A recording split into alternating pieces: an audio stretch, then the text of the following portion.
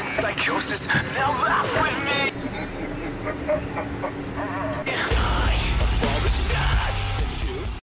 Have you seen the price of mayonnaise? It's fucking bonkers. It's highway robbery.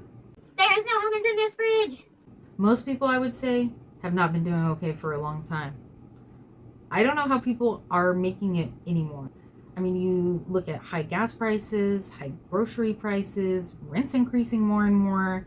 Our money is becoming less valuable, and yet somehow, simultaneously, the Fed raises rates, so borrowing is more expensive. Maybe we make more money than we did pre-pandemic, but it doesn't really matter when inflation and high taxes on the working class eats any gains there may have been. The Democrats are running on a strong economy, but literally no one is buying it. Yes, unemployment is down, but how many of those are underemployed or people with multiple jobs? It takes a lot of money to live comfortably on a single income nationwide. Looming large, the fact that homelessness went up 12% in 2023 alone. The stock market is doing good. You might hear a liberal pundit say on Morning Joe, but that is good for who? 90% of stocks are owned by the 10% wealthiest households, and that statistic only gets more concentrated as time goes on. Since Biden took office in January 2021, inflation has increased nearly 20%, while wages have only risen 16%. If the Democrats want to win in November, they need to go with different messaging or actually do something to address the hardship of everyday people at home. Back during the pandemic, the default mainstream view was that big government spending is to blame for inflation. Many made the argument that it was specifically because of the COVID relief checks that helped working people. Authoritative sources allege spending directly led to high inflation and a collapsing economy at the time. With that logic in mind, I find myself questioning something they failed to consider.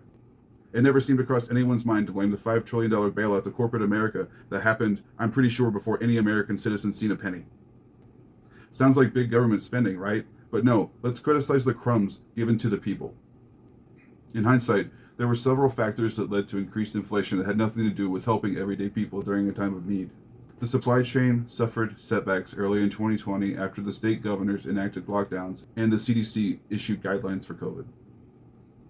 Corporations took the hysteria and confusion at the time to raise prices, pad their bottom lines, and increase profit to record heights. It was penned at the time as greedflation. Some estimates go as high as 60% of inflation is corporate greed and price gouging. This is from Axios.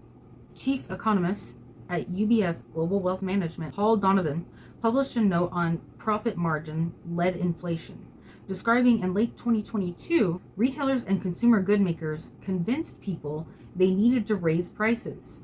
They actually didn't.